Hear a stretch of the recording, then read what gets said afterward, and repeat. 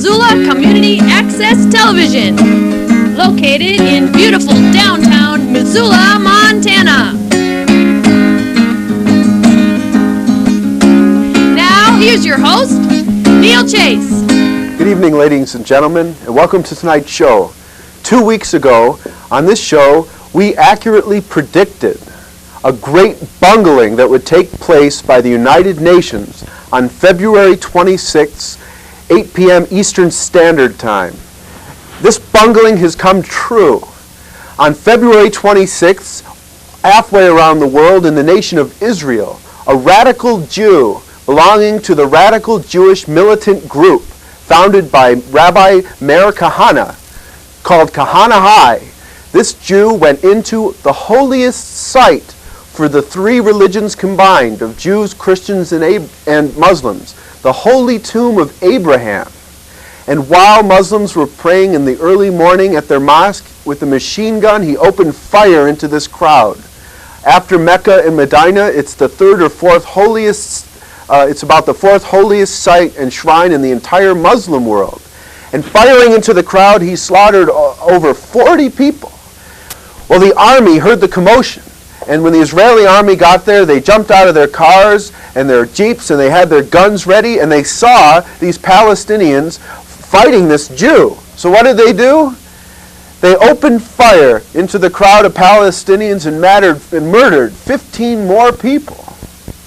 That this calamity took place exactly on February 26th of 1994, and we predicted it 2 weeks before it took place.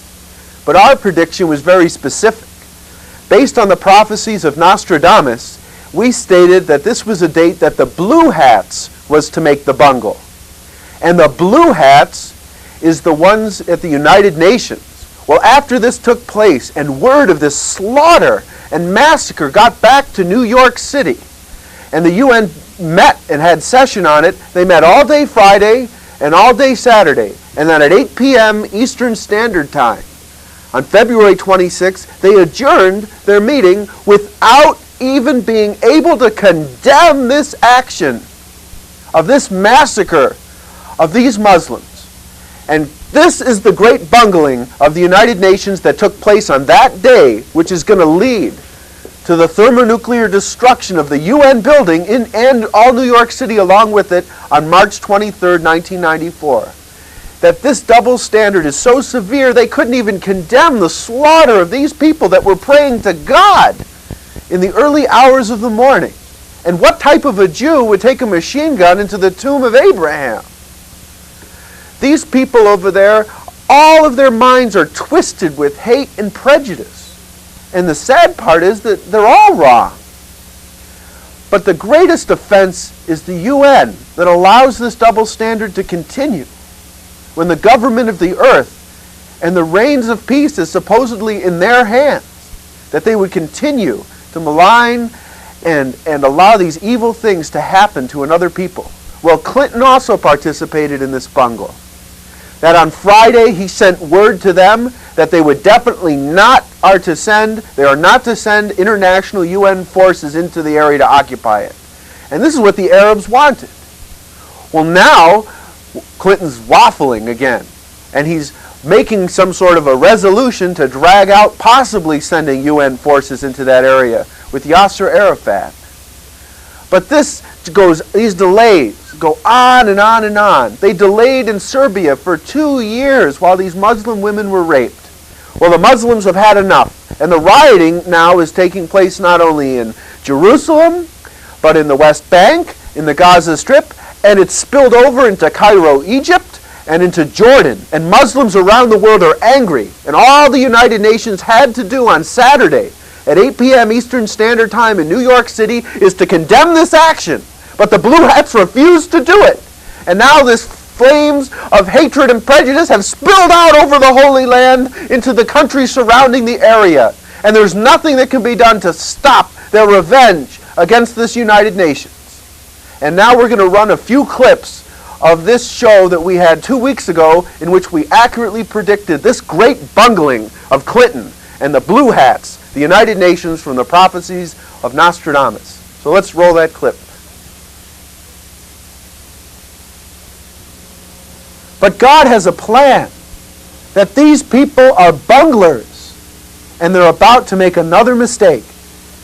That not only will New York be bombed on the 23rd of March by a thermonuclear device, but something else is going to happen on the 1-year anniversary of the Trade Tower bombing, this February 26th of 1994. And this is given in a prophecy by Nostradamus. Now, in the film by Orson Welles, they give the year 1994 for the bombing of the Trade Towers. And this is based on a quatrain in chapter 10, chapter 9, verse 73. And what it says is that a blue turban king in time will come, and he will reign less than an evolution of Saturn. And the white turban king, Byzantium heart banished. And Byzantium's where Bosnia is.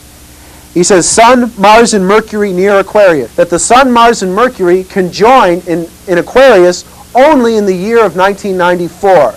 It's very infrequent. And here we have a star chart that shows this conjunction, if we can get this.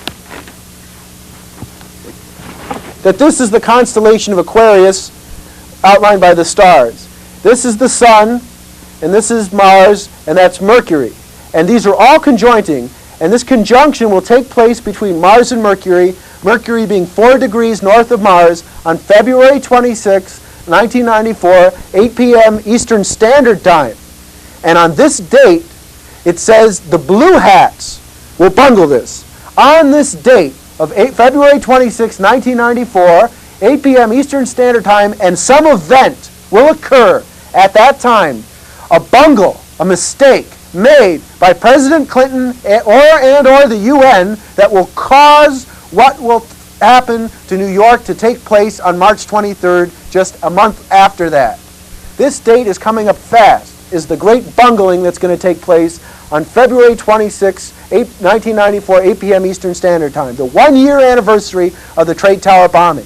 After this bungle takes place, a few weeks later, on March 23rd, 1994, New York City and the UN building is going to be nuked for what it has done against the double standard of the Muslim peoples. And this is the state of affairs today. And on February 26, 1994, there's going to be a bungling event by the UN, according to Nostradamus, that's going to trigger this thing by the Blue Hats, which is the United Nations, and the kingdom of God will be established on earth as it is in heaven for all peoples, fulfilling the promise of Jesus Christ in the Lord's Prayer.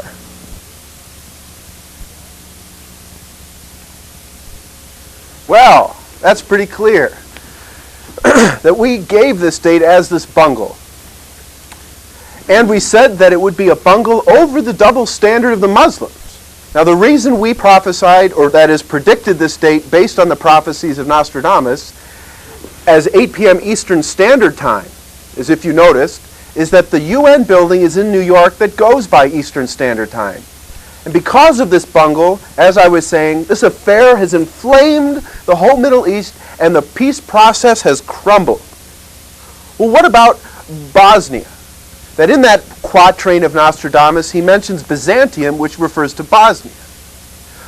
Well, the Serbs have again violated the ceasefire. For 3 different occasions since the ceasefire started, they have bombed Sarajevo.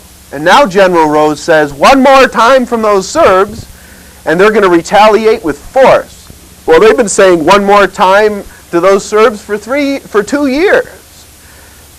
And they let them continue 3 times this week and don't do anything. So this double standard continues. Well, there's a great parallel between what's happening in the Holy Land and Bosnia. In Bosnia, all the Muslims are disarmed, whereas the Serbs are armed. And all the UN had to do to avoid the whole situation in Bosnia is allow the Muslim Bosnian government to arm its own military and its own soldiers.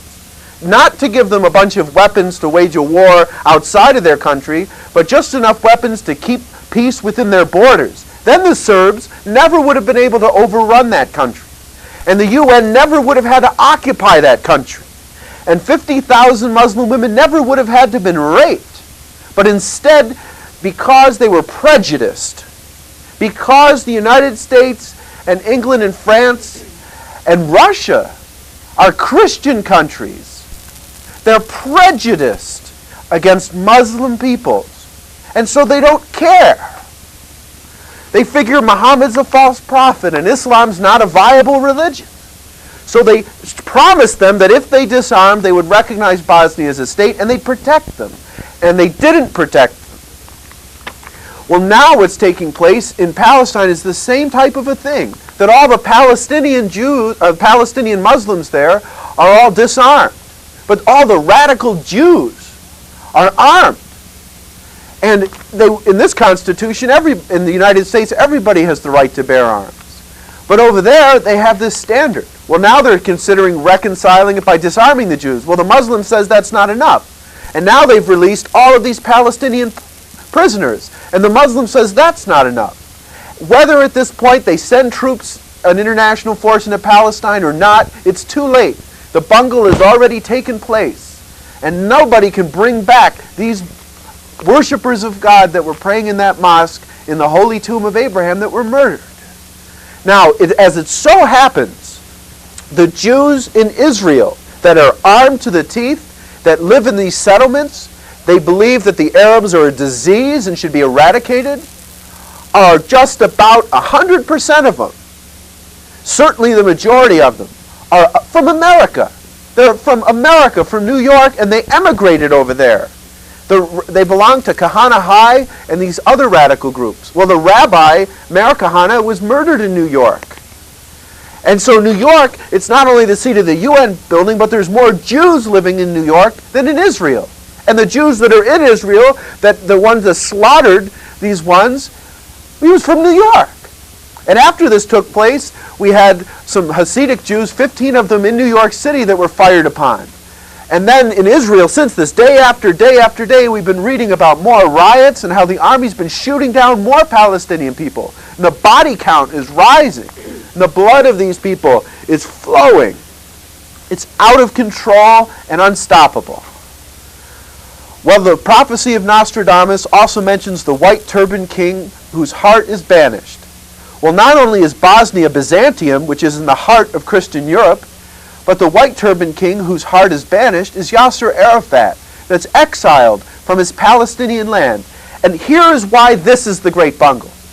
Because over 40 years ago, when the United Nations was first established, their first decisions, their first resolutions, was dividing up the Holy Land amongst the Jews and the Palestinians. And then the Jews, in their wars, overtook these areas that the UN already says belong to the Palestinians and has kept them all these years. So finally, when there's an egregious massacre of these people by a Jew against the Palestinian Muslims, the UN can't even condemn it, even though their whole organization is based upon those initial resolutions that divided up that country. Now, Jo York is going to give her talk tonight that's going to get more into the significance behind this war with the UN, which is run by these Christian countries, and the Muslim people. And as I was saying, all of their minds are so clouded with prejudice and hatred between the Jews, the Christians, and Muslims that they're all wrong. None of them are even right. When Abdu'l-Baha was in New York City in 1912, he named that city the City of the Covenant. Why? It was in that city that the covenant of Baha'u'llah was first proclaimed to the people of the West in the United States of America. And it was from that same city years later, after the ascension of Abdu'l-Baha, that his will and testament, which is the charter for the world order of Baha'u'llah, was first published and proclaimed. It's also from New York City that the Guardian, Shoghi Effendi, first was able to formulate his pattern and plan for the administration of Baha'u'llah's world order, which was put into legal language from the city of New York, and from there it spread throughout America and was eventually brought to every country, island, and landmass and people around the world. So New York City has always been the City of the Covenant. But on that day that Abdu'l-Baha first designated it the City of the Covenant, for the first time he read the English translation of the Tablet of the Branch, a holy writing of Baha'u'llah that appoints Abdu'l-Baha to be his successor and confers upon Abdu'l-Baha the infallibility to be the interpreter and exemplar of his faith, the delineator of his revelation, and his universal house of justice, which is the house of the Lord prophesied of in Isaiah 2, as well as the center of his covenant. And in the tablet of the branch, Abdu'l-Baha was able to have this read out loud in English. All must come under the shadow of this branch, writes Baha'u'llah, read in New York City in 1912, or they will be scorched and destroyed by the fiery heat. And when Abdu'l-Baha was standing in New York, he knew the fate of that city, that Baha'u'llah had prophesied it in the tablet of the branch. Well, on November 26th of 1992, and November is the month, the holy month of the Baha'i Covenant, and the 26th is the holy day of the covenant, and New York City is the city of the covenant, where the covenant was first read along with the tablet of the branch, and 1992 was the 100th year anniversary of the covenant. The covenant-breaking Baha'is met in New York City in a great mockery and blasphemy of this covenant. And did the New Yorkers throw them out of the city like they should have? No. They invited them in there and made it the covenant breaker Baha'i congregation holy day, a holiday in New York. Well, it was exactly one season from that time of November 26, 92, that we predicted the trade tower bombing of February 26, 1993. We said it would be a season from that time. And then Ezekiel gives 390 more days for the full-scale destruction of the city, which is March 23rd, 94, and then he gives 40 more days later for the Armageddon. We accurately predicted the trade tower bombing, where these covenant breakers met in New York to happen a season after they met. And it was correct. And we accurately predicted, based on the prophecies of Nostradamus, this bungle that's already taken place. On the news today, Zhirinovsky from Russia was seen kissing the head of the Serbs in friendship in Sarajevo. That the Russian system is in a lot of trouble. The seeds for Armageddon are being placed today. Now, this isn't some game. This isn't Jimmy the Greek in the horse races and we're making these predictions to hedge bets. As a profession, I'm not a professional soothsayer or a seer or a crystal ball reader, an astrologer or a predictor or something like this, like Gene Dixon or these other ones they show on television that make money being seers, and they get people to pay them to look into the future. Or Gene Dixon wants to see what's going to happen to the movie stars next year. That's not what this is about. This is about a great catastrophe that's coming upon the people of the world, unless they come under this covenant that Baha'u'llah has brought. Well, there's a promised one alive in the world today. The establisher of the Baha'i faith. He fulfills prophecy by name, date, address, and mission. He's alive. He has an authoritative mandate from God to break the 7 seals on this covenant and establish the world order of Baha'u'llah in the world. But the people don't go by proofs. They will only go by a bump on the head. And we've had 2 bumps on the head. The trade tower bombing in New York, and now this bungle. But Americans don't seem to care if people are being slaughtered in Israel or Bosnia or Somalia or somewhere other Muslim country. But when a calamity happens on their own soil, then Americans will take heed and care.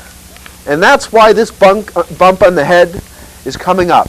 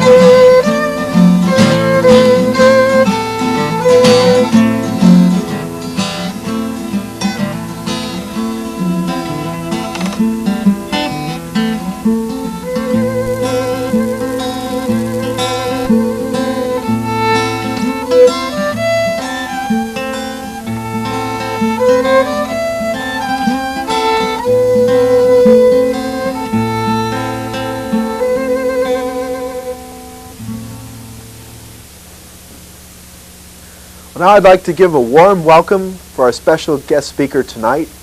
She's been on our show many times before and has hosted it on several occasions.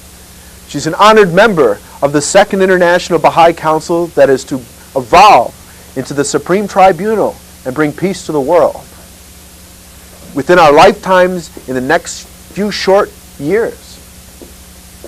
Her talk tonight is called The Beast and the Dragon Duke It Out, and I'd like you to welcome into your homes and into your minds and your hearts our speaker for tonight, Joe York. Thank you, Neil. Now, if you've ever read the book of Revelation, you probably know that in there, John has a vision, and he sees this dragon with 7 heads and 10 horns. And then he sees the dragon get thrown down to the earth, and he sees a beast rise up out of the water, and that beast has 10 horns and 7 heads. And then the beast has the body of a leopard, and the mouth of a lion, and the wings of an eagle, and the feet of a bear. So what does all this mean? Well, put yourself in John's shoes. John was an apostle of Jesus, and he was alive for about another 60 years or so after Jesus was already crucified on the cross in 34 AD. Now, the Romans had taken to persecuting the Christians, and they had put John in prison on the island of Patmos. And this is where John received this vision. And this angel appeared to John, and he said that God gave Jesus a vision or a revelation. And this revelation was then given to this angel, and this angel was now giving it to John. So the entire event, or the entire vision, was about things that the angel said were to take place in the future.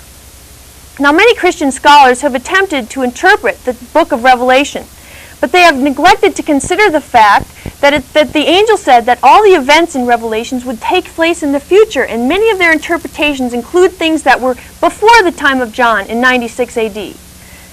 Now, Hal Lindsey is one of these Christian scholars that attempted to interpret the book of Revelation.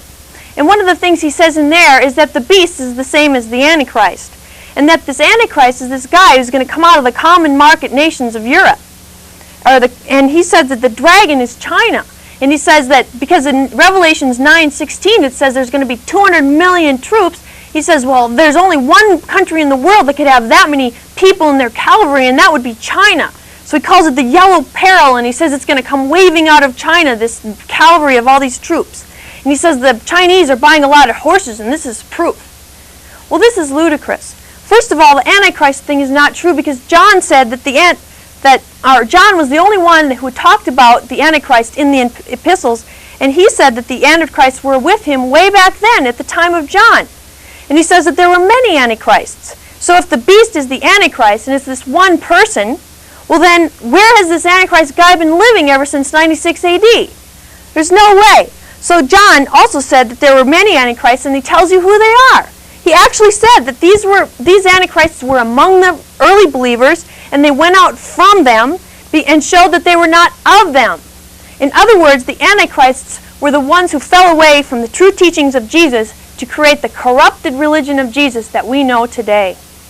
Now, as Baha'is, we accept the legitimacy of the major prophets of other religions, whereas Christians do not recognize any of the major prophets from any other major religion besides Judaism.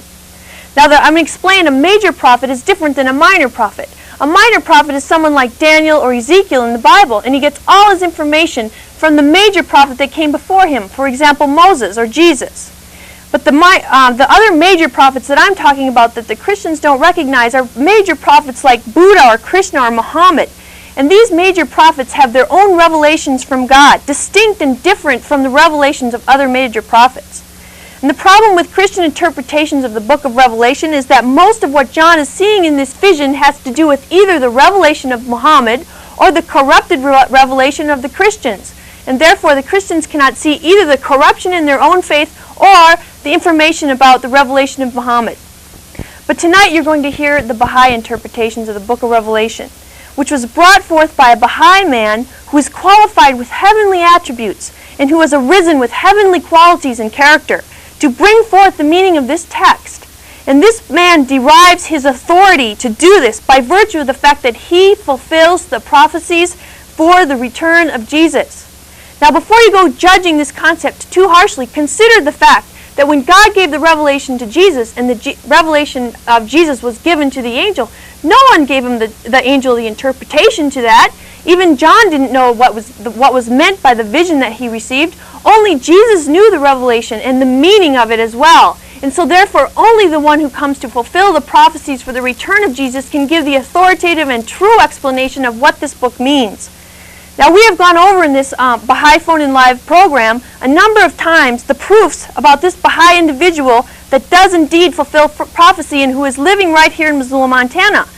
But briefly, every time God sends a messenger to mankind, this messenger comes with a set of credentials that far surpass the credentials of any man among the people that he comes to. And the reason these credentials are so outstanding is because they were laid forth hundreds of years prior to his coming by prophets who foresaw this coming with their own visions and then recorded them in holy books, for example, in the Bible. So in this case, we have Zechariah in our Bible, and Zechariah foresaw the coming of this individual. And he saw that this individual would be the one to bring forth the meaning of the revelation of Jesus.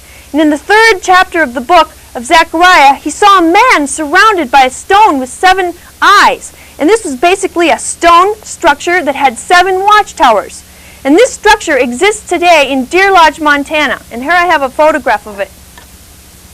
Here it is. It's the Deer Lodge State Prison in Deer Lodge, Montana. It's entirely surrounded by a stone that has 7 eyes. And these 7 eyes are the 7 watchtowers that are around the stone with 7 eyes. And Zechariah saw that a man named Leland would be surrounded by these walls and that he would bring forth the meaning of Jesus' revelation. And Zechariah also saw that Leland, the man who was in his vision, would be closely associated with the revelation of Baha'u'llah, or the revelation of the glory of God. Baha means glory, U means of, and Allah or La means God the Father or God the Father. So the great prophet Baha'u'llah also fulfills this outstanding criteria, but I will not go into that tonight.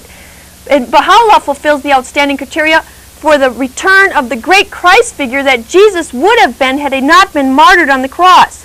But in order to understand the great Christ figure that Baha'u'llah was, Zechariah saw that it would be necessary for this distinguished individual to appear and bring forth the meaning of the revelation of Jesus.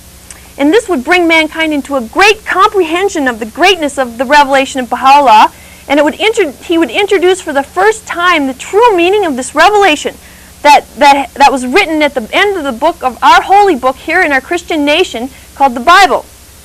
Now, being that most of us in America are Christians, or were Christians, we will not believe in anything that has not been shown to be true according to our holy text, which is the Bible. Therefore, God gave Zechariah a vision to foretell the coming of this individual that would bring the spirit and the life back to the revelation of Jesus, particularly the revelation that God had Jesus give to this angel, who then gave it to John in the island of Patmos in 96 AD. So God knew that the great Christian nation of the United States of America would have to see this through its own holy text. So he set it up so that we would have this mysterious text appear at the end of our book in the Bible, and it would baffle scholars all the way up until the time of the end, when God himself would send this distinguished individual that would see to it that the meaning of the revelation of Jesus would become known to the Christians in America, so that our religion could be brought to fruition and fulfilled. And it is the job of this individual to firmly establish the teachings of God on earth, so that the divine light can flood the world, beginning in the West, here in America, where we have reached the heights of material civilization.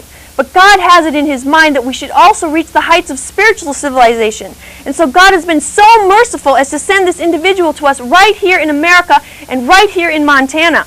But we must awaken our spiritual vision in order to the point where we can understand the vibration of protection that is overshadowing this great cause of God that has come through Baha'u'llah and is being established here in Montana. We must come into a greater recognition of how God works. We must learn to see with different eyes so that we can see this great thing that is happening before us. Now, many prophets from the Bible were able to cleanse themselves enough to become absorbed in this vibration to the point where they were able to go behind the veil and see things that were normally blocked from our spiritual vision. And they were able to see this period in time, right now, the end times, when God would send someone to this very safe area of the United States, right here in Missoula, Montana. Now, we must not block our spiritual vision any longer with our preconceived notions of what our clergymen say it's going to be like in the end times. The clergymen, I will point out, were the ones responsible for hanging Jesus on the cross. We know that clergymen make a living off of this these teachings of God, and they cannot afford to stray from the common vision that is among the people. Well, the common vision that is among the people is a clouded vision of what is going on. And so the people here in Missoula must wipe away these clouds from their eyes and come into recognition of this great event that is transpiring before us right here within our own city. We are a very, very blessed city. We are more blessed than Bethlehem and more blessed than Jerusalem. And it is from our city that the divine light will soon flood the earth. So Zechariah saw this, and so did Daniel, the prophet Daniel. Now Daniel was a very pure guy, and God gave him this incredible vision for this day. And in that, God had an angel show Daniel the exact date for the coming of this individual. The date given for Christians is so easy to understand, but only if you wipe away the clouds of prejudice that exist, that were taught to you by your clergymen, that other prophets from other religions are not truly from God. And if you do that, you can see clearly that Daniel foretold the coming of this individual that would come in Montana State Prison in 1963. Now Daniel told that what happens is that at the end times, a blessed messenger from God would come exactly 1,335 years after the victory. Now listen to this carefully. After the victory of the last prophet to prophesy of the coming of the end times. And the last prophet to prophesy of the coming of the end times was Muhammad. And after that, all the prophets that would appear would be the fulfillment as opposed to the people who prophesied about the end times. And so the last prophet to prophesy was Muhammad. And the time at which he became victorious over his opposition was in 628 AD. Now I'm going to write this down. Muhammad became victorious over the opposition that he had to his revelation in Arabia in 628 AD. And Daniel says that we will have to wait 1,335 years from this date until the coming of these end times and this distinguished individual that would appear at the stone with 7 eyes in Deer Lodge, Montana, named Leland. So here we have proof that Leland Jensen, who appeared in Deer Lodge, Montana at the state prison, who is establisher of the revelation of Baha'u'llah. And he appeared there in 1963, and he fulfilled an incredible set of outstanding criteria that no man on earth can claim in this day other than himself. And this is an outstanding criteria to show that he has the authority to bring forth the meaning of the book of Revelation, and I'm going to go into that meaning now. Now, I've already explained that part of the reason, or part of the mission of this man, Leland, was to bring forth the meaning of the book of Revelation. But in order to understand that, you must understand first one thing, and that is that God has an incredible plan for man. And that plan is for us to become so spiritual as to be a reflection of God himself. And when God said he would like for man to be made in the image of God, he did not mean in the image of the animals with 2 eyes and ears and a nose and a mouth and 4 limbs. He meant no, rather in the spiritual image of God, to where God would see his own image of the beauty and of the mercy and the love and the justice and the generosity and the attributes of God shining forth from the men on earth. And so God has had a plan, and for the last 6,000 years, God has steadily been sending different prophets to the earth, to the different peoples of the earth, for the purpose of educating man into this plan and bringing about the great kingdom of God on earth. And I'm going to go to a visual aid here to show you who these messengers were. Here we have the 9 messengers that God has sent in the last 6,000 years. Adam in 4000 BC, Moses in 1456 BC, Krishna in 1246 BC, Zoroaster 1000 BC, Buddha in 755 BC, Jesus in 30 AD, Muhammad in 622 AD, the Bab in 1844 AD, and finally the great manifestation of the great major prophet of the Baha'i faith in 1863 AD. Now when God sends a revelation through a prophet, this revelation is like a maid of heaven. But every time God sends down a revelation, man causes this maid of heaven, who is like this inmate of the exalted paradise, who is adorned with the ornament of the name of God himself, to have intercourse with his lower nature and with his own thoughts and with his own pagan religion. Now what this means is that God mixes his own thoughts in with the pure maiden of the revelation that is sent down by God through these different major prophets. And every single major prophet that has been sent by God has had this happen to their beautiful pure maiden of their religion. Well, when this religion has an intercourse with man, we call it fornication. And with the fornication of man, this religion, who was originally a beautiful and pure maiden, it becomes like a whore, and it is nothing more than the creation of man and had nothing to do with the revelation of God. So every time, another meaning for the word intercourse is like reciprocal dealings or reciprocal relations. And so man causes the revelations from God to have reciprocal relations with his pagan religions. Now there are basically two major types of paganism in this world today. The first is the incarnate God religion, that God incarnates in a man. And the second is the Trinitarian paganism that combines the first type of paganism, saying that God incarnates with a man, into the concept that there's three parts to this God, and this God has a son, and then there's a habitation of the womb who's the Holy Spirit, and then there's the Father who's the incarnate God. And so these three concepts born into one is the Trinity or the Triune God, which is the other major form of paganism in this world. Well, where did all this paganism originate? Well, I already spoke to you about Adam, who brought the first revelation from God in 4000 BC. And he brought the revelation of the one true invisible God. Over here, I'm going to show you on the map. He brought the revelation of the one true invisible God right here between the Tigris and the Euphrates rivers, down here in the Fertile Crescent near Israel. And the people of that time were just beginning to think in the abstract in 4000 BC, and they could not conceive of the concept of an invisible God, and they were starting to corrupt what Adam brought. So Adam took the people that believed in him, which was mainly his family, up into Tibet or eastern Turkestan, into the Tarim Basin, which is, I'll show you right up here. He took them all the way over here, and I'll show you a little map that goes into that a little bit further. Here we have where Adam revealed himself, and here we have the basin where Adam took his believers once they were starting to become corrupt down in this area. Now the people that Adam brought up into this basin were called the sons of God, and the other people that were left that did not believe in the revelation of Adam were called the daughters of men. Now it wasn't long before the sons of God and the daughters saw that the daughters of men were these beautiful people, and so they began intermarrying with them. And then instead of the sons of God educating those other people as to what they had, they just gave it up. And so the whole city where they're up in the Tarim Basin where Adam took his people became corrupt. And God looked down and he regretted that he had revealed himself to man. And he saw that it was not good, and so he decided that he would send a flood to the world. And he would decide he would destroy these people that he had revealed himself to. And so he sent a great flood. And I'll show you here what happened.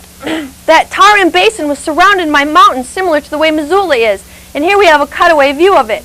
And when the flood came, this area filled up like the kitchen sink. And the people that were there all died in the flood. And Noah and his 3 sons got on an ark, and they were carried in the ark all the way over here to what is known as Mount Ararat in modern-day Turkey. And so here we go. We got the whole bunch of people and the Adamites killed, and the rest of the people basically were just flooded, but they were not killed. Maybe perhaps their dwellings were killed, and perhaps many of them were killed. And there is archaeological evidence that there was a flood in this area. But nevertheless, it did not wipe out the entire people like it did up here in the Tarim Basin. And so after the flood, Noah and his 3 sons came down from Mount Ararat and began to start civilization up again right down here in the Fertile Crescent where Adam had originally revealed himself.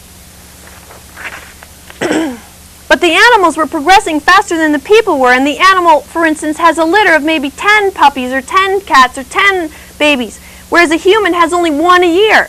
And it takes an animal 1 year to become an adult, whereas it takes a human 18 years to become an adult. So the predatory animals were progressing a lot faster than people were, and a lot of people had been killed in the flood. And the animals were decimating these people that hadn't been killed in the flood. And so the people, these animals were taking their sharp teeth and their claws, and they'd catch the people and they'd eat them up. And so the people had taken to living up in the trees. Well, Noah had a blessed son and a cursed son. Noah had 3 sons, Ham, Shem, and Japheth. Well, Ham was the cursed son, and Shem was the blessed son.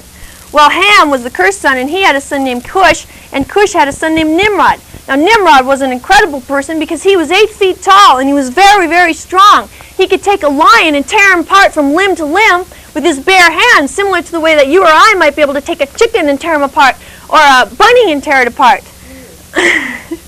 But so as a result of his great strength, Nimrod became a great benefactor to the people, and he was teaching this revelation of Adam about the one true invisible God to these people and trying to establish it again. And the woman that he married came from a family of masons or brick builders. And what he would do is he'd gather the people up in a group, and then he'd build a big wall around them with these bricks, and then he'd put a big stone tower in the middle so the people could look out and see when the animals were coming. And the people were very thankful to Nimrod. And he became a great person, and he was able to go across a great vast amount of area and establish this type of an empire, which was called Babylon. And then Nimrod also was the first one who trained a horse. And so what he did was he'd get other people that were his friends to also train their horses, and then they would go off and hunt, and they would kill these wild animals. And how would they do it? Well, they'd use a leopard. Now, for instance, in Tennessee, they might use a coon dog to go get the prey, or they might use a hunting dog to go to get the duck, or you might send a bird out that would actually kill the prey. Well, over back in the time of Nimrod, what Nimrod did is he made this, trained a leopard to go out and actually kill the wild beasts for him. And so Nimrod, the actual name Nimr and Nimrod means leopard. Nimr means leopard, and Rod means to subdue. And Nimrod was able to subdue these wild beasts through use of the leopard and through use of the horse that he had trained so that he could use it in the hunt. So Nimrod was a great mighty hunter before the Lord, and it says that right in Genesis in the Bible. So the people at that time, though, they weren't interested in the teachings of Adam. They were interested in the benefits that Nimrod was bringing to them. And they said, well, Nimrod was the one that gave us all these things. It wasn't really God. And on top of it, they were really not too interested in all the laws that Adam brought. For instance, Adam brought the law that you should get married before you have sex. And they were like, oh, no, now we're not going to be able to have all our orgies. And so they really didn't like all these laws of Adam. And they didn't really like the concept of the invisible God because they themselves were just beginning to think in the abstract. They were unevolved people as compared to what we are today. And so they wanted to continue with the things the way they were. And so instead of Nimrod trying to, pound it into their heads, he's just obliged them. He says, okay, worship me. And this was the birth of the great God, incarnate God lie, that Nimrod was a God on earth, rather than God was an invisible essence that pervades all space. So on top of it, Nimrod would then kill a bull, and he would skin it, and he would take the horns, and he would put them on his head, and he would put the skins on, and he would parade around as a very powerful figure. And here I have a picture of this. Here's Nimrod, and he's slaying the bull. And then we have Nimrod. He took the horns, and he took the leather chaps of the bull. He'd step right into the horns. He'd have the tail. And what does this look like? It was a red bull. It was the red devil. It's exactly what we call today the red devil. This is where Nimrod became the god of the underworld, or the devil himself. And Nimrod became worshipped in the place of God, as opposed to God. And so on the one hand, he was a great benefactor to the people, and on the other hand, he corrupted the first revelation from God, which was from Adam, in this dispensation.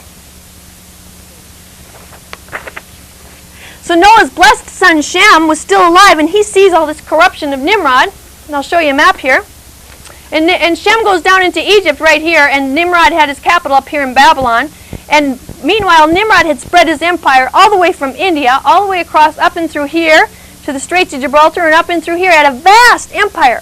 And so Shem saw this apostasy where the people were worshiping Nimrod instead of God himself. And so Shem went down to these set of judges that were ruling in the empire, and he proposed his case to them. And he said that Nimrod was creating a great apostasy among the people, and this was the same apostasy that existed before the flood, which is why that God sent the flood. And the 32 judges said, I think you're right. And so they decided they should punish Nimrod, and they waved the decision onto the 40 judges who would decide what should be done. And so the 40 judges decided that what should be done is that they should slay Nimrod and cut his body up into chunks, and they should send one chunk to each part of his empire, each capital within it. And that each chunk would be accompanied with a note that says, you shouldn't commit this type of apostasy. This is dreadful before the Lord. And so, of course, Nimrod's wife Semiramis was staying in Babylon where the capital was, and when she got her chunk, she became infuriated, and she said, he was seen as a great hero in this life and worshipped as an incarnate God. I shall not only make him worshipped as an incarnate God in death, I shall make him more than one God. So Shem thought that he had this whole entire thing beat. But instead, Semiramis outsmarted him, and she decided about a year later to get pregnant. And she had this. She said that Nimrod came to her, and was the habitation of the womb was the Holy Spirit, and this Holy Spirit inhabited her womb, and the son that she bore was the reincarnation of Nimrod. And so Semiramis created the second type of paganism, which is the Trinity, the Triune God, 3 gods in one: the Father, the habitation of the womb, which is the Holy Spirit, and the Son, which was named Barnin. And so she went forth, and she was able to conquer the entire empire, not with the sword and with force like Nimrod was, but with her religion. And so she was able to get all the peoples of the empire to join her religion. And she set her son up on the throne of Nimrod, and she called him the Pontifex Maximus, and she made him these big robes, and she had this fish hat that she made for him. And so I'm going to show you a couple pictures of her. Here's Semiramis. Now isn't it interesting that Semiramis and her child Barnin are also worshipped in Hinduism and Buddhism and Christianity today. This is the Trinitarian religion of the Babylonian whore, and this is the exact same whore that we're talking about in the chapter of Revelation, the whore that rides the beast that has 10 horns and 7 heads. Okay, so we have shown to you today that the whore of Revelation is nothing more and nothing less than the Babylonian paganism of the triune God that was created by Semiramis. Now I'm going to show you the robe that she made for her sonny boy, which she said was Nimrod's son, but anyone knows that anyone gets pregnant a year after the guy dies couldn't be pregnant by him. So here's the little fish hat that she made for him, and this is the robe she made for him.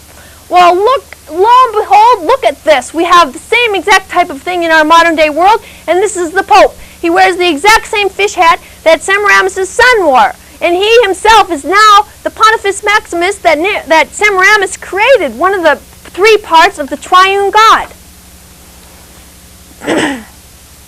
So Semiramis was the original whore of Babylon, and when John had his revelation, he was in prison, and after he got out, he wrote it down, and then he sent it up to the 7 churches up in Asia Minor. Now I'm going to show you a map here. Here, John was over in the island Patmos, and he sent this revelation of St. John up to the 7 churches of Asia Minor right up here. Well, in there, one of the places he said was that he was going to send it to the throne of Satan. And this was the throne of the Babylonian Empire that had been removed up to Pergamum, and I'll go into that more later. Now, another thing that John said was, and one of the angels said to me, "Come, I will show you the judgment of the great harlot, who is seated upon many waters, with whom the kings of the earth had committed fornication, and with the wine of whose fornication the dwellers of the entire earth have become drunk." And he carried me away in the spirit into the wilderness, and I saw a woman sitting on a scarlet beast that was full of blasphemous names, and it had 7 heads and 10 horns. And he said to me, "The waters that you saw, where the harlot is seated, are the peoples and multitudes and nations and tongues. And the woman that you saw is the great city that has dominion over the kings of the earth, and she shall be burned with fire, for the mighty is the Lord God who judges her. And the kings of the earth who have committed fornication and were wanton with her will weep and wail over her when they see the smoke of her burning, and they will stand far off in fear of her torment and say, Alas, alas, thou great city, thou great Babylon, 1 hour thy judgment has come." So this whore of Babylon that I've just explained is the one who rides the beast. Okay, so what does the beast mean? Well, before we get into that, you need to understand that this religion of Semiramis has perpetuated itself all the way up until the present day with the religion of the Pope, and the Pope actually wears the same fish hat that the Pontifex Maximus wore. Now I'm going to explain how this happened, and I already showed you a picture of that.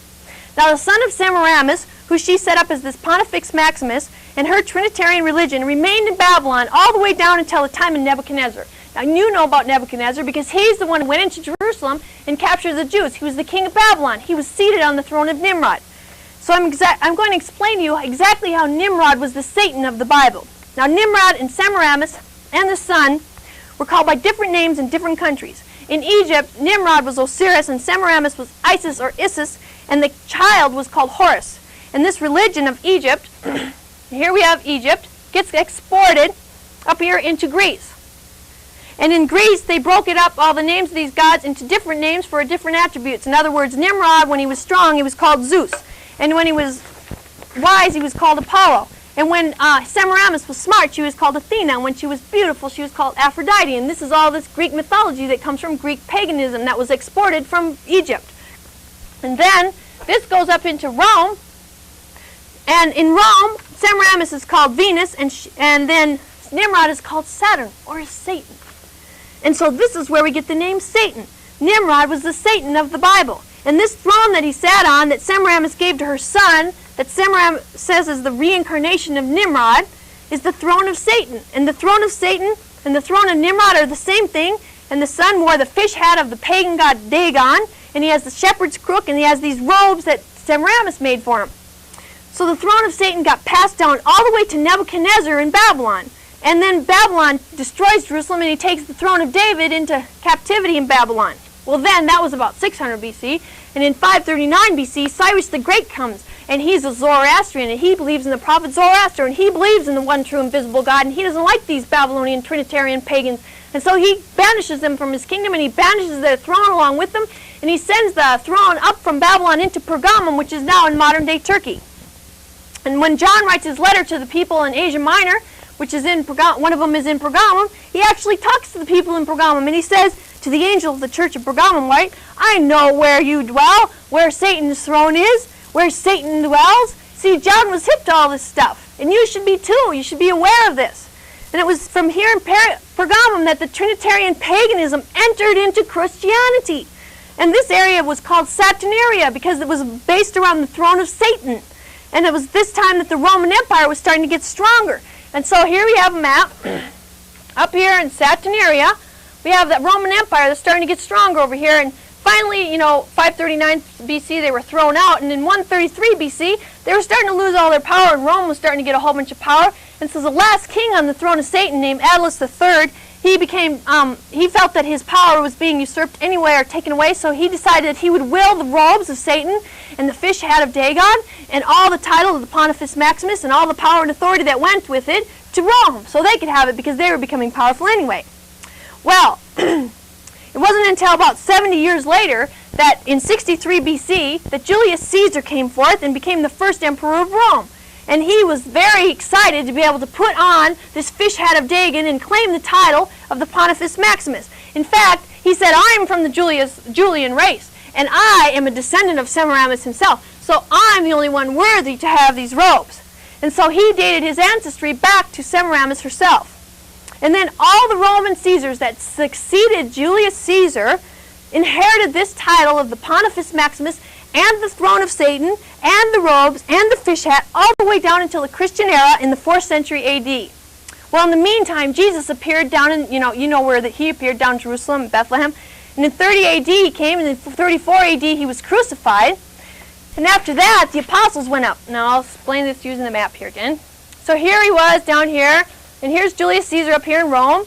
And so, 63 BC and 34 AD, Jesus was crucified, and the apostles went out and started to spread their religion up here in Rome and Greece.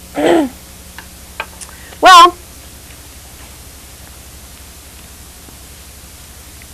finally around 325 AD, one of the Roman emperors named Constantine became a true Christian, not a Trinitarian pagan Christian, but a true Christian. He was converted into true Christianity by a man named Arius, who believed in the true revelation of Jesus, not the paganized version, which is the Trinitarian version. And Constantine was baptized into the true Christian faith by Eusebius, and so were all his children. And Constantine's capital was over there in Rome. And so I'm going to explain this using the map again. Here, Constantine's up here in Rome. Well, he was up here in Rome, and he became a true Christian, and he got kind of tired of all these pagan idols that were up here, and he decided he's going to move away from that. He's going to move his capital down in here into Istanbul, Turkey, which is at that time called Constantinople after Constantine. And so today it's called Istanbul. And so he moved this over there, but he still wore the robes of Satan, and he still had the fish hat and all that. But then his descendants after them were also very pure-hearted, true Christians. And so eventually one of his descendants named Gratian came along, and he decided that he had had enough of these robes of Satan. He decided he's not going to wear the robes of Satan. He's not going to sit on the throne of Satan. He's not going to be the Pontifex Maximus. He's not going to be the authority over the pagans. None of it. He had nothing to do with it. And so it was up for grabs. Okay, so you can imagine that a lot of people wanted it because it meant a lot of power. And so there's this bishop up in Rome named Damasus, and he's like, I'll take it because I got a major amount of pagans that would be into me having it.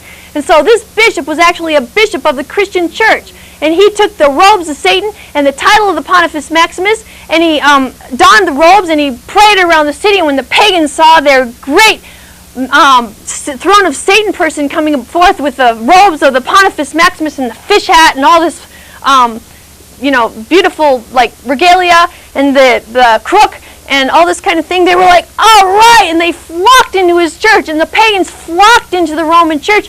And at that time, Christianity became absorbed by paganism. Christians didn't teach the pagans absorbed the Christian church, and they came into the Roman church right there, flocking in. They kept their worship intact. They kept their creed intact. They didn't change anything but the names of the people they worshipped. Instead of worshiping Nimrod and Semiramis and Barnabas, they changed it to God and Joseph and Mary and Jesus and all the people of the Christian religion. But the Christian religion of today is this Babylonian pagan religion. It's the same religion right down to the Easter bunny and the Christmas tree. The Easter bunny means Easter or Isis or Ishtar, which was Semiramis. And so they have the same holidays as the pagan, the whole thing, and there is not a bit of difference between Babylonian paganism and Trinitarian Christianity. And this religion is the whore that is riding the beast in Revelation, and it controls the beast. And so this Babylonian paganism is masquerading as Christianity. It is not Christianity at all. They do not believe in the God of Abraham, Isaac, and Jacob, like perhaps you do or perhaps I do. No, they don't believe in that at all. They believe in the God of Nimrod, Semiramis, and Barnabas. And so both the pagans and the Trinitarians worship goddesses. They worship Mary or Semiramis. And they both believe God is in three parts, the Father, the Son, and the Holy Spirit, which is the habitation of the womb. Christianity did not conquer paganism. Paganism absorbed Christianity, and you must see that point in order to come out from under the incredibly deep and thick and dark cloud that this has created over our entire nation, which is causing us to go into great, vast, incredible, terrible, and dangerous wars.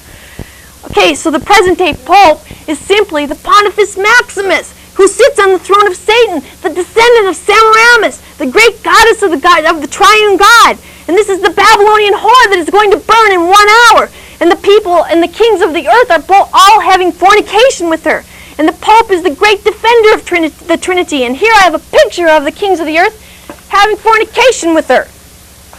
Oh my God, it's hideous.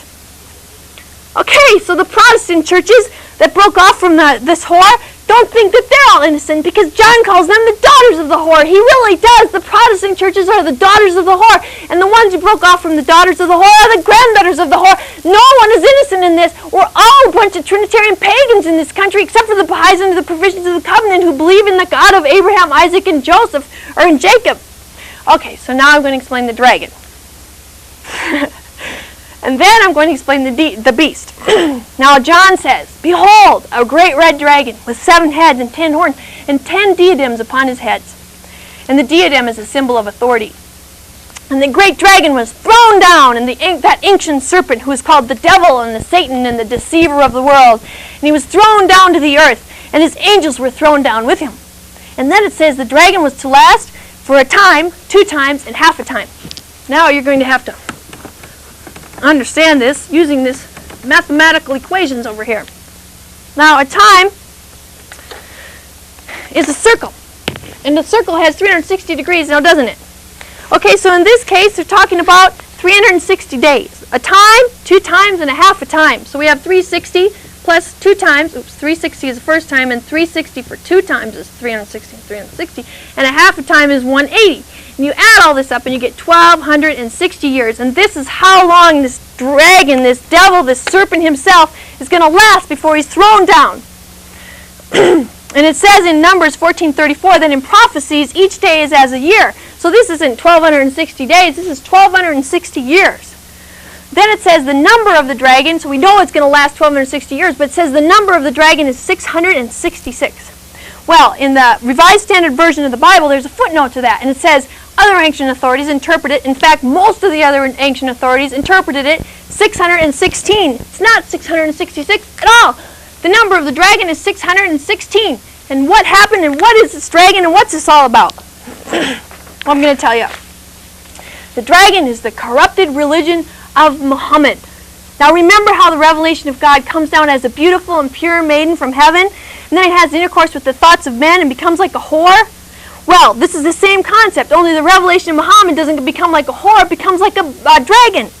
And so Muhammad appeared to the Arabs in the Arabian Peninsula in the city called Mecca in 613 AD, and he revealed this beautiful true maiden of the revelation of God. But then one of Muhammad's greatest enemies was the mayor of Mecca, and his name was Abu Sufyan. And Abu Sufyan had been elected mayor of Mecca in guess what year? 616 AD. This is the guy who began it all with the corruption of the revelation of Muhammad. This is the number of the dragon. This is the guy who started it all this usurpation.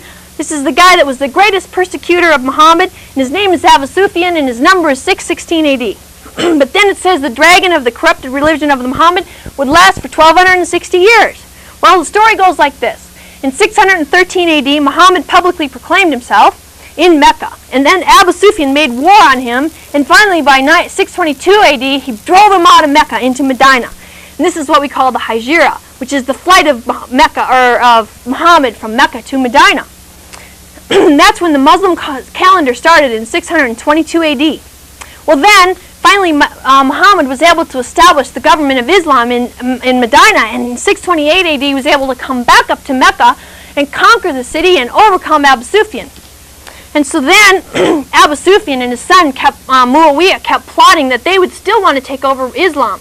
And so 4 years later, after 628 AD, Muhammad died in 632 AD. And so within 60 years of his death, Abu Sufyan's son, named Muawiyah, was able to fulfill his desire, and he was able to conquer all of Islam, and he took over and usurped every part of the Islamic empire by 661 AD. And this is the beginning of the dragon. The date of the birth of the dragon was when Abu Sufyan took over and usurped the revelation of Muhammad and corrupted it and made it into a dragon. Well, the 10 horns of the dragon are the 10 countries of the that the Umayyad dynasty conquered. Now I have a little bit of a map here about that. Here we have the Umayyad Empire. I mean, it became vast within a very short amount of time. This was by 700 AD. And here I have another map of the same thing. And everything that the Umayyad dynasty conquered is highlighted in yellow. And they were able to conquer 10 countries. And these are the 10 horns that we're talking about, the 10 horns of the dragon. They were able to conquer 10 African nations and 10 nations in the Middle East and Saudi Arabia. And the 10 nations were Algeria, Tunisia, Libya, Egypt, and Sudan. And then the other 5 nations were Syria, Lebanon, Iraq, Jordan, and Saudi Arabia. And these are the 10 horns of the dragon. And the 7 heads of the dragon have to do with the fact that there were 7 dynasties that overcome and usurped the power of Islam and the imamship of Islam and took over Islam. And the first dynasty was the Umayyad dynasty of Abu Sufyan and his son Muawiyah. And the 7th dynasty was the Ottoman dynasty, which was the last dynasty, which took place during the Turkish Empire.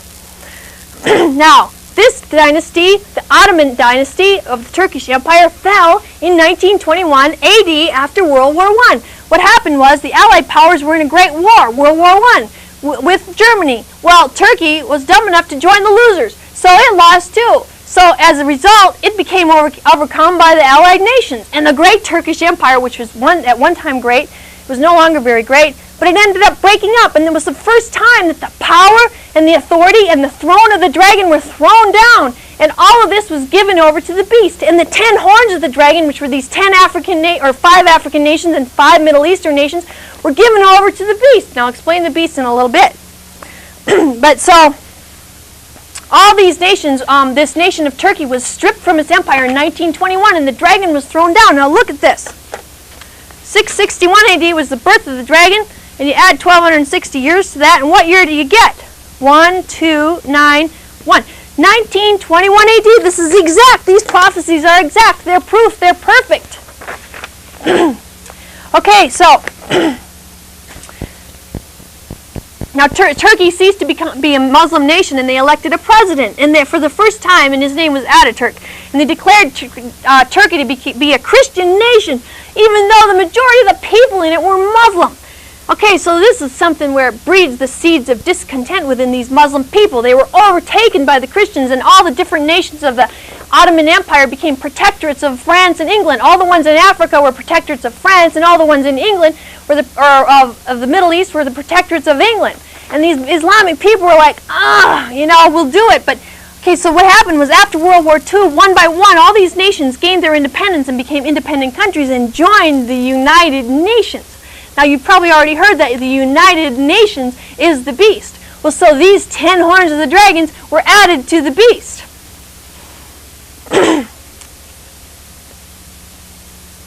Okay, now we're going to explain the beast. In John's Revelation, he says, and the great dragon was thrown down in 1921. The empire was given away. and of the Ottomans. And the beast was rising out of the sea with 10 horns and 7 heads, and with 10 diadems upon its horns, and blasphemed its name upon all of its 7 heads. And the beast that I saw was like a leopard, and its feet were like a bear's, and its mouth was like a lion, and its wings were like an eagle's wings. And the dragon gave its power and his throne and his great authority over to the beast. And I've already explained that the power, I've alluded to the fact that the power is the oil. All the power of the Middle Eastern nations come from the fact that they have oil. And all the Western nations now get royalties off of every drop of oil that comes out of the Middle East. Conoco and Shell and every company in the United States that manufactures and refines gas gets royalties off of this power of the dragon, and it's given over to the beast because the beast is the one that controls the United States. And the authority of the dragon is that they no longer have an empire, and they no longer have any authority to say anything about anything. And then the throne is that they no longer have a central government, and they gave it up to the beast. And so the whole earth followed the beast with wonder and ignorance. And the men worshipped the dragon, for he had given over his authority to the beast, and they said, "Oh, who is like the beast, and who can fight against it?" And the beast was allowed to exercise authority for 42 months. Now, we have to explain this, because we already saw that the 1260 days of the dragon were right on the button. Now we have to explain that the 442 months of the beast are also right on the button. If you can remove the veils from your eyes, you can see this. The 42 months is 30 days a month, is times 30 equals 1260 days, the same exact amount of time. And each day is as a year, so it's 1260 years. So when did this beast begin? I already told you that the true okay, you have to come back now to the earlier part of my speech. Remember how the true emperor Constantine moved the seat of his empire from Rome down here into Constantinople because there were too many idols in Rome. And then Constantine's descendant Gratian rejected the title of the Pontifex Maximus in 380 AD and gave the robes of Satan to the bishop of Rome named Damasus, and he became the first pope to sit on the throne of Satan. And the Roman pagans came flocking into the church, the Christianity church, and they took over Christianity. And they saw the Roman bishop was seated on the throne of Nimrod, or Satan. And then the dragon was born in 661 AD, and the Arabs went out conquering, and they were able to conquer all these nations in yellow. Well, all this area was the Roman Empire at the time. And so now I'm going to explain what happened after the time in 661 when these guys were all conquering and everything like that. Around 727, up here at the Emperor of Rome. In 727 and over here in the actual city of Rome. So we have the Emperor of the Roman Empire over here and the city of Rome over here. Now the Emperor over here was named Leo III.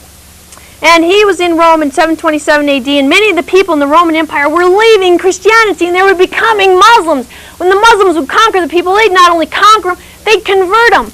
And so one day the people were in the streets yelling this Arabic word that meant idolater, idolater. And Leo III goes, "Well, what are they yelling?" And he goes, "They're yelling idolater, idolater." He goes, "Well, why are they yelling that?" And they go, "Remember the paganism that our people used to believe in? Well, that paganism is all over our churches. We have idols and statues, etc., all over the place." Now, an idol or a icon is a picture or a statue that symbolizes a god or a saint, and it is venerated like as if it is a god. And for instance, today in our churches we have the crucifix with Jesus hanging on it, or a fake picture of Jesus that no one knows what Jesus really looks like. This is an artist's conception. And so it's altogether different from what Jesus really looked like, and it's an idol.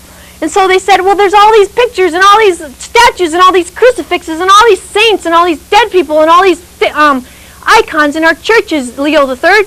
And so the Muslims who are monotheistic are going, you guys are a bunch of pagans. And so Leo III's going, well, they got a point here. And on top of it, I don't want to lose my empire. So what we're going to do is we're going to do one very simple thing. We're going to send out these guys with these hammers and chisels, and they're going to be called iconoclasts. And icon means idol, and class means smasher. And so what they did was these idol smashers went out with hammers and chisels. And they started down here in that place where Leo III was, and they went up into Greece.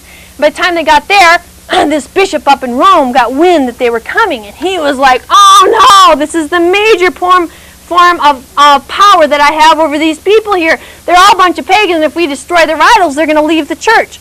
And so he decided that he's going to go down to the river and get a bunch of river war thugs, and they're going to beat up the iconoclasts when they get there. And so, indeed, the iconoclasts come, and all they've got is hammers and chisels, and so these River Wharf thugs beat them all up and shove them into a boat and send them back to Leo III. And then, Gregory II, who's the Pope at the time who arranged all this, he sends Leo III this real strong letter saying, I'm not only the religious head of Christianity with the robes of the Dagon and these, I'm also the secular head of the area. And so he sends one letter in 727 AD and another in 730 AD and another one in 731 AD. And he knows that Leo III is going to get pretty mad about this. And so he's got to think of a plan real quick to protect himself. Well, he comes up with a brilliant scheme based on the problems that were going on in Europe at that time. At that time, the Franks were a bunch of Trinitarians that were basically pagans. They were at war with the Saxons. Now the Saxons, at the time when a lot of paganism was coming into Christianity, the true Christians had all come up here into, to the Germanic tribes, and they had converted the Saxons into true Christianity. And the Saxons were at war with the Franks, and the Saxons were true Christians, and the Franks were Trinitarians. And Pope Gregory II tells the head of the Franks, well, listen, I'll finance you if you'll help me. And so in order to get the head of the Franks to say yes, he makes up this huge lie, and he gets this monk to participate in it with him. And he gets this monk to drop all these false documents called the false decretal of Constantine. In other words, he makes up this big lie that when Constantine was alive a long time ago, that the reason he moved the seat of the Roman Empire from Rome over into Constantinople wasn't because he didn't like the Roman pagan idols. It's because the city of Rome was too holy for the secular seat of the Roman Empire. And so when he moved, he willed all the land of Europe to the Pope. And Pope Gregory II happened to be the Pope at the time. And so he owned all this land that the Franks were on. And so Gregory II gets the Franks to go, oh, wow, cool, so we'll help you, you know. So they help him in the war against Leo III. And then the Pope Gregory II helps them in their war with the Saxons, and they overcome the Saxons. Now, the symbol of the Franks was the pard, or the panther. In French, it's called the pard. And the symbol of the Saxons, or the symbol of the Franks is the pard, and the symbol of the Saxons is the Leo, or the lion. So when the Franks overcame the Saxons, the Leo and the pard came together. The leopard, the leopard, the body of the beast. That's 731 AD. Okay, now this is what happened. Gregory II, the Pope, he died. And Gregory III took over. And Gregory III decides to call this big synod of all the Roman bishops in Europe.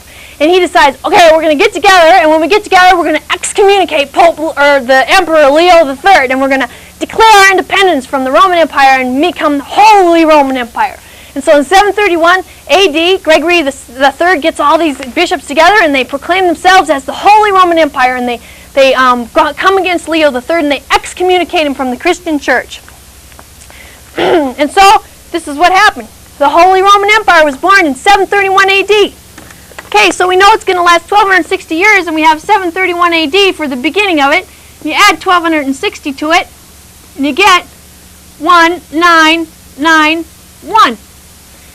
Oh my gosh, this was only a few years ago. What happened in 1991? Well, we know that the beast was born in 731 AD. And then we know that right after that, what happened was, okay, for instance, the United States declared its independence on July 4th, 1776, but we didn't win the Revolutionary War until quite a while after that. Well, it's the same thing with the birth of the Holy Roman Empire. In 731 AD, they declared their independence from the eastern part of the Roman Empire, but it wasn't until 800 AD that Charlemagne was crowned on Christmas Day to be the Holy Roman Emperor himself. And so the first emperor of the Holy Roman Empire was Charlemagne, and he wasn't crowned until 800, but nevertheless the whole thing had been born back in 731. Just like the whole thing was born in 1776, and we declare our independence from that date, and we say that's the birth of our nation, not the time when we won the Revolutionary War. So, Russia, France, and England all belonged to this Holy Roman Empire when it was formed. And the symbol of Russia was the bear, and the symbol of England was the lion, and then later, in fact, Daniel sees these beasts, and he sees that the lion has these eagle wings, and then the eagle's wings are plucked off. And what is this? Well, the United States was a colony of England, and then later it became an independent nation in 1776, and so it was plucked off. And so we have 4 nations that were part of this Holy Roman Empire. And eventually these 4 nations that were part of the Holy Roman Empire, the United States was only there like in potential. But anyway, these four nations became split up. For instance, in 1095 AD, the Russian people split away from the Pope, and they said, we're now the Russian Orthodox people. We don't believe in the Pope, but we believe in all the same paganism and all the same Babylonian crap. It's just we don't believe in the Pope. Okay, but we have our own leader. He's just like the Pope. And then, after Henry VIII wanted to get divorced, and the Pope wouldn't let him probably or something, he decided he's going to make the Anglican Church, and so he broke away from the Holy Roman Empire, and the four nations became, and then the United States was born in 1776, so we have four nations: the leopard, the bear, the lion, and the eagle, the four nations of the beast. Well, then John has this vision of Revelation, and he sees the four beasts united again. Well, how are these four beasts united again? Well, after World War II, the United States, England, France, and Russia became united nations. The four nations, the four beast nations, became united again in the United Nations. And this is where we get the United Nations being the beast. And the 10 horns, now eventually, one by one, all the different Arab nations that were overcome in 1921 joined the United Nations. And they all became the horns of the beast. And the 7 heads of the beast are the 7 major religions that became corrupted that these people that are in the beast belong to. For example, I've already shown you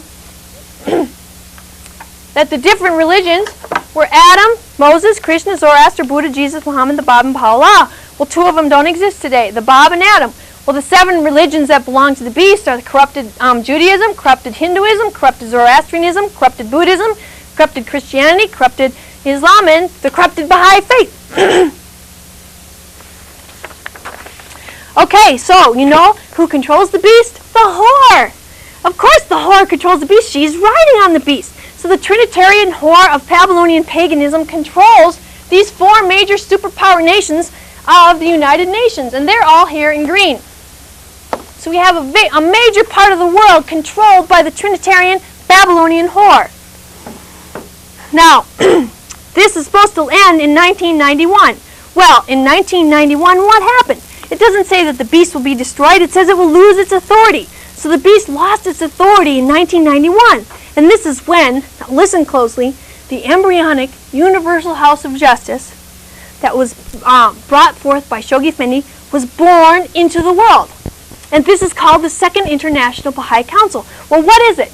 The Second International Baha'i Council is the court, the first court of the kingdom of God on earth. And it is the court that Zechariah saw in his vision in chapter 3, the court that this man named Leland, who would appear in 1963 in the Stone with 7 Eyes in Deer Lodge, Montana, in the Montana State Prison, would establish. And indeed, Leland Jensen has established this court. This court is called the Second International Baha'i Council in 1991 in November.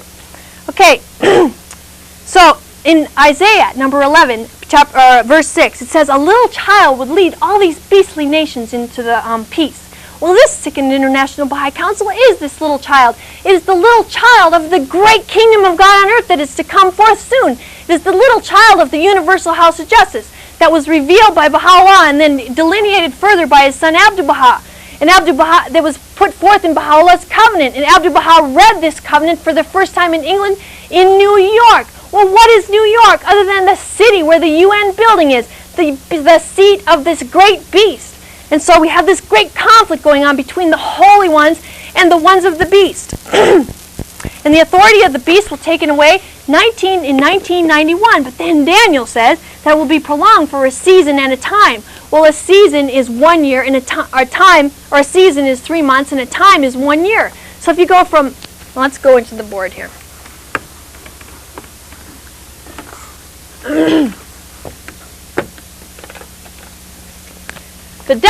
The authority of the beast started to be taken away November 26, 1991, but then Daniel said it got prolonged for 1 more year and 3 more months. Well, you add 1 more year and 3 more months, or you add 1 more year and you get November 26, 1992. 1992 to November 26th was a number of things. Neil already mentioned them.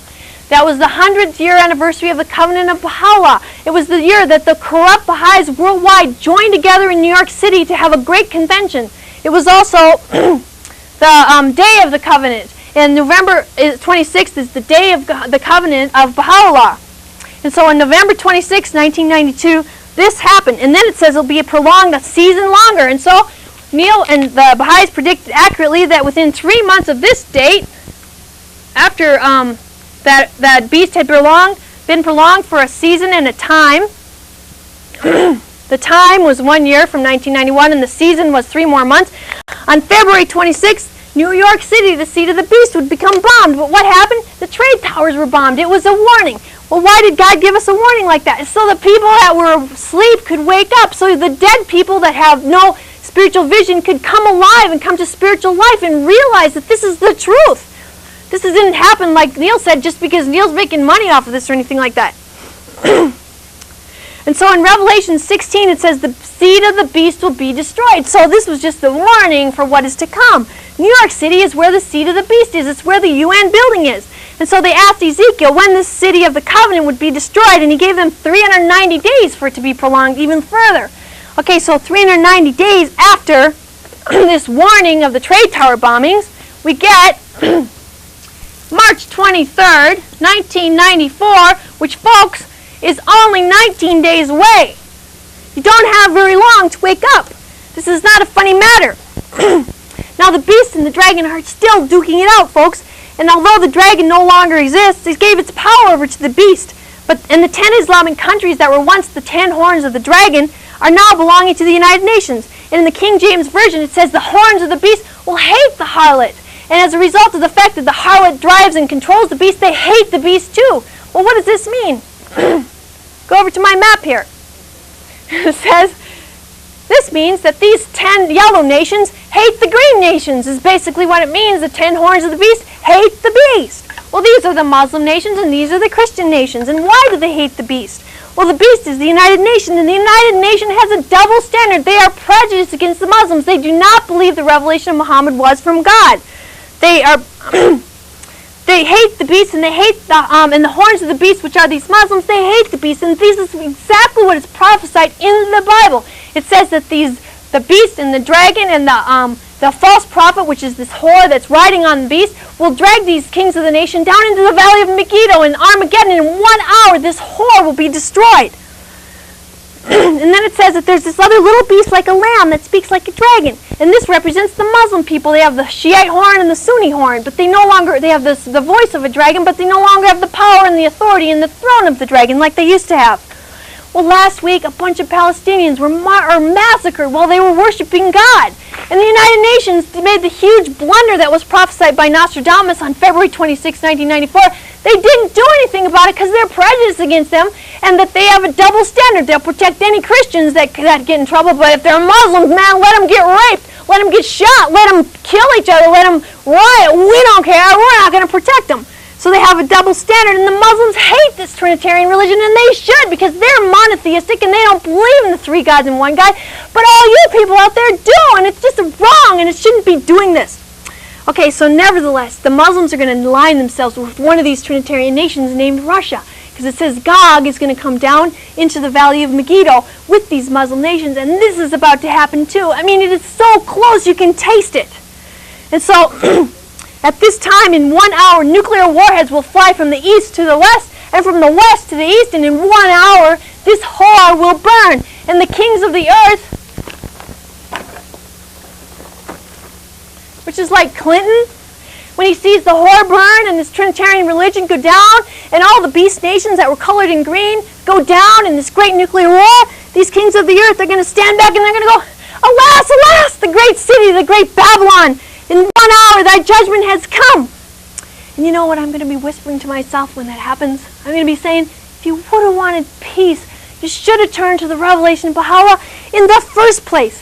People, you must speed out of your sepulchres. You must arise and investigate this. You must not be like the pure maidens who are sitting outside the door that have no oil in their lamp or no knowledge in their comprehension of what is really going on. You must get oil in your lamps. You must arise and investigate this incredible cause of God that is being pronounced upon the earth now and in this day, in this great hour, this day of the Lord. Thanks.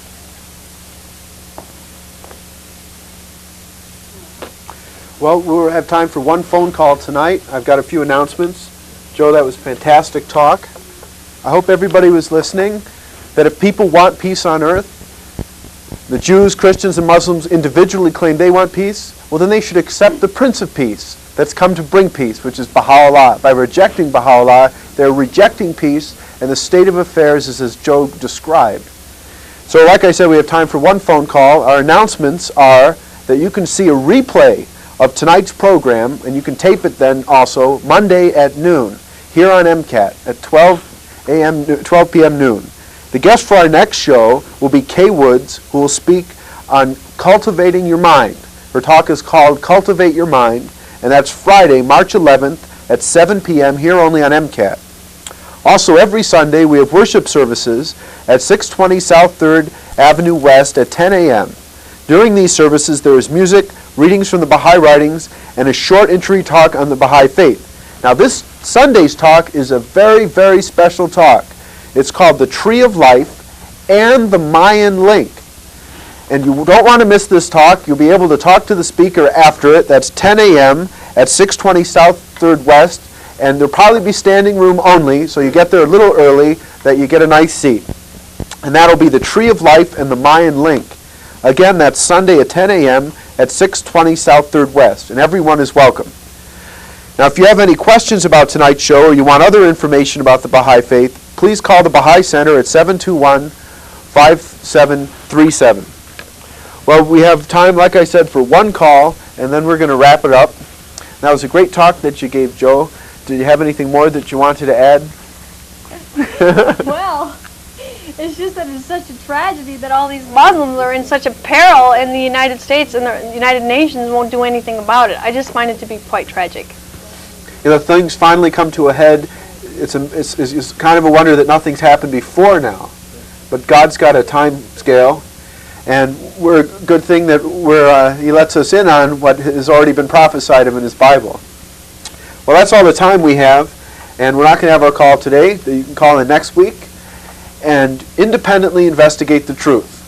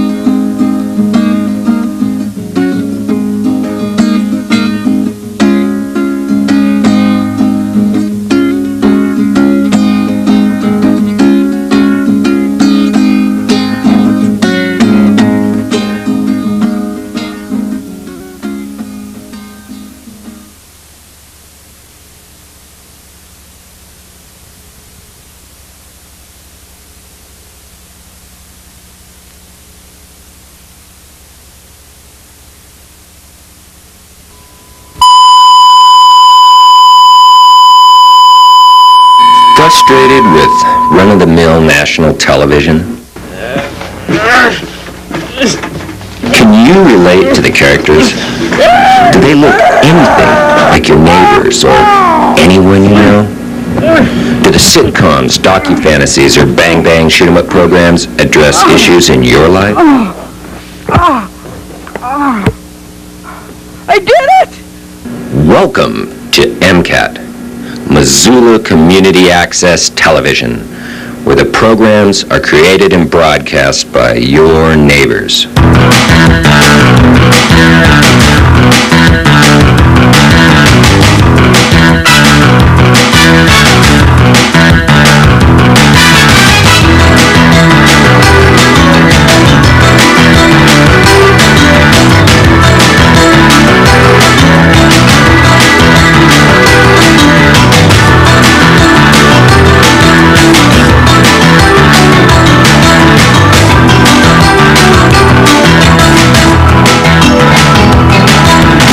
One of them. Hi, I'm Bruce Whitey, producer of Was That a Wolf, which just won an award at Best of the Northwest Festival. And I couldn't have done it without MCAT.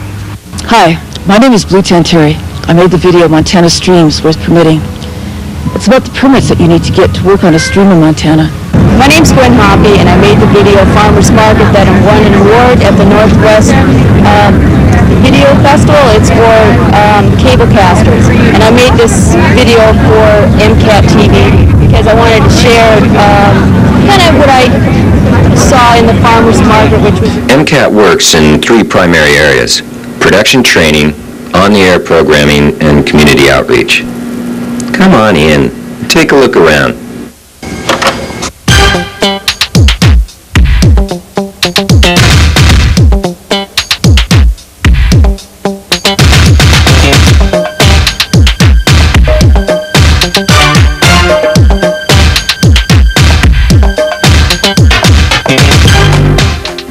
Here at the studio, we teach people how to operate video cameras, be it in the studio, out in the field, or on a remote location shoot. But shooting a camera is just part of the process. Turning all that raw footage into a program requires editing. We teach you how to do that too.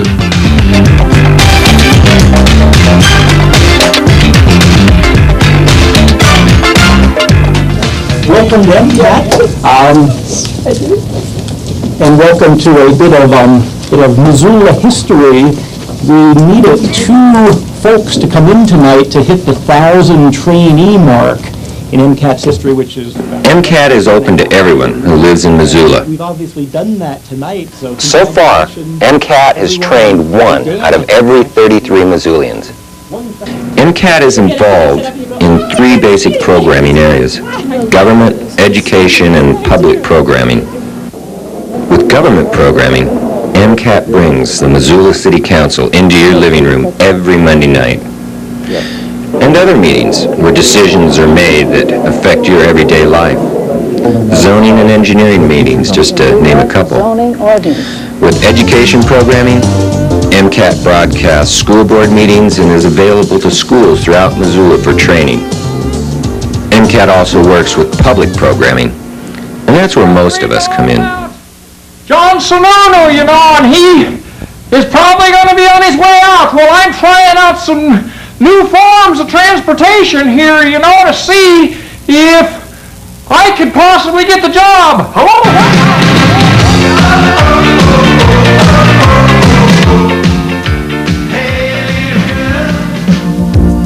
Welcome to Undercover, the show that looks between the covers of books by local Missoula area authors.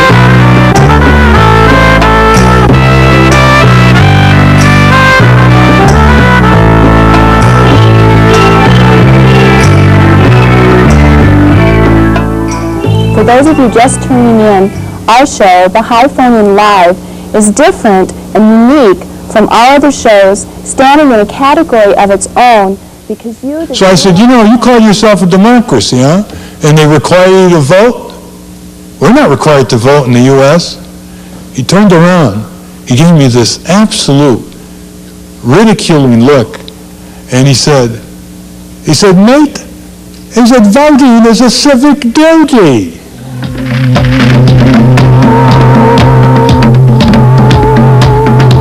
Well, what kind of people produce programs at MCAT? People who want to inform us. People who want to entertain us. Owes me anything. People who want to inspire us.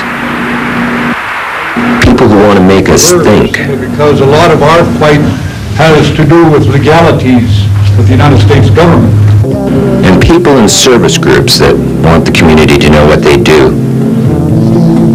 MCAT not only sees itself as a training and broadcast facility, it also provides the additional benefit of functioning as Missoula's Media Resource Center. So come on down to MCAT.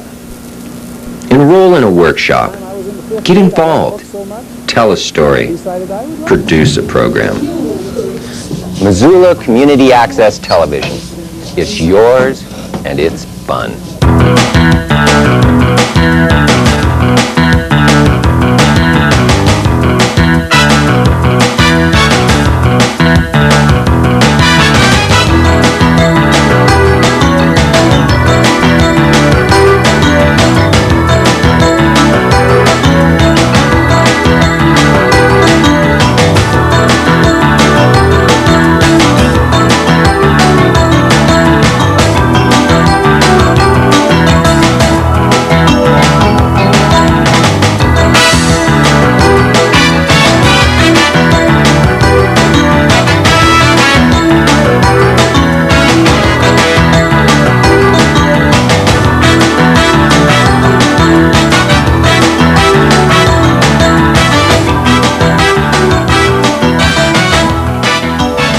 Call now and be one of the first 25 people to enroll in the next training workshop.